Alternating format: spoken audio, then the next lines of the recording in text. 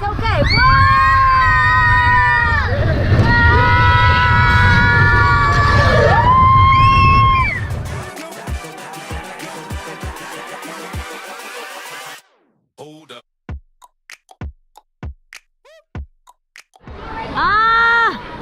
Let's see how many minutes will this ride be. Ate, show me your head. Alec. Oh yeah, Alex here. I see Alex switched. It's not Delaney's fault. It's not her fault. Alex switched. It ain't nobody's fault. Nobody's fault. It's more than two. Look, there's more. It must be like four. Hey, load them up.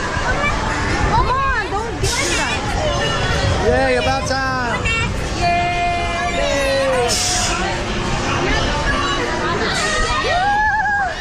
Alec, go this side, go this side. Stop this side, because I'm going to do a video.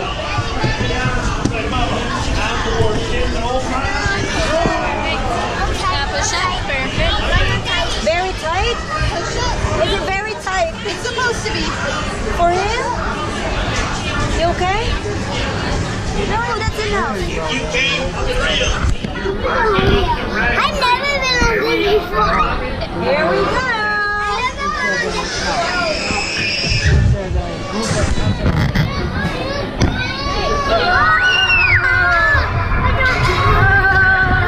I'm just pulling this for your head, not to hurt.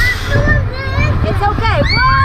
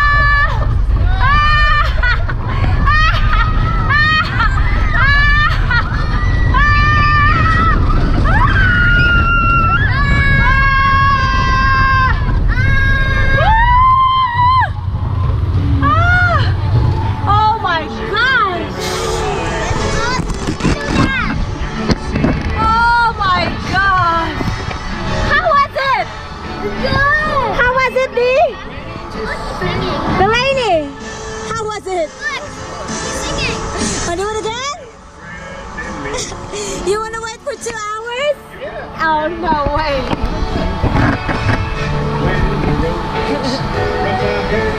Oh my goodness.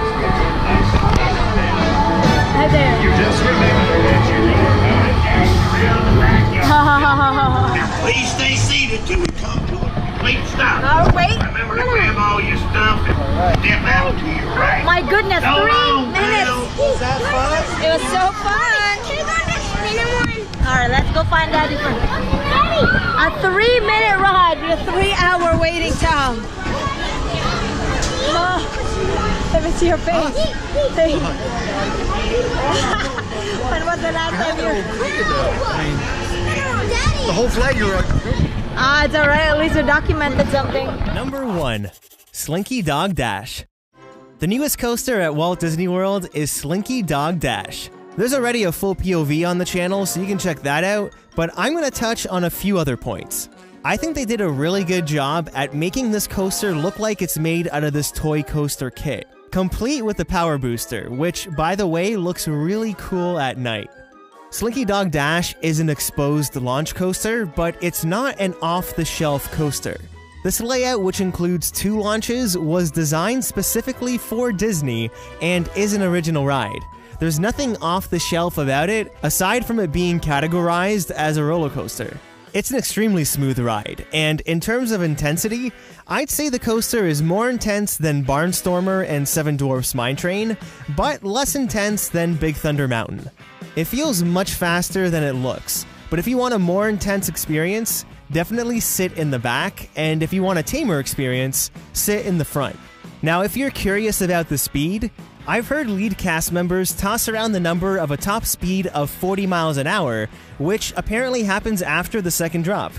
I've also seen a lot of people ask about the seats, and I can say that there's a lot of room in them, and they're a similar size to the seats on Expedition Everest. In terms of the Slinky Dog queue, this has another large area that's not covered, but again, there's lots of fans and a water fountain to help cool you down. And there's tons of hidden secrets and Easter eggs in the queue and in the land that we'll discuss on the next Disney Beat episode. Overall, the ride is exactly what Hollywood Studios needed, a family-style thrill ride. A nice added touch was the Wheezy animatronic, and it's the perfect way to end this Disney ride. Toy Story Land really makes you feel like a kid all over again, and it's a lot of fun regardless of your age.